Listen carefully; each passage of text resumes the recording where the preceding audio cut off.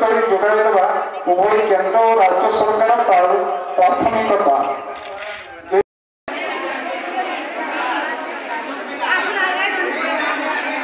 केन्द्रर मोदी सरकार राज्यर मोहन सरकार मिलित सहयोग प्रधानमंत्री आवास योजनार नूतन सर्वे आरंभ होगा पूर्वर एक तालीम शिविर अनुष्ठित हो जाइछि।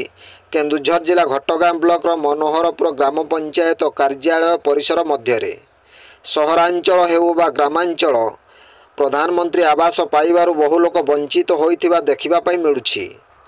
केन्द्रर मोदी सरकार लक्ष्य समस्त गरीब श्रेणीर लोक माने प्रधानमंत्री आवास पाआंतु। तेबे ए नहीं घटगाँ ब्लॉक ढेंकीकोट अंतर्गत मनोहरपुर ग्राम पंचायत रे राज्य सरकार पक्षरु एक तालीम शिविर अनुष्ठित हो जाइछि। पंचायतर 8 गोटी मौजार गरीब लोक माने उक्त तालीम शिविर रे उपस्थित थिबा जଣା पड़िछि। ब्यूरो रिपोर्ट जनजागरण ओडिया।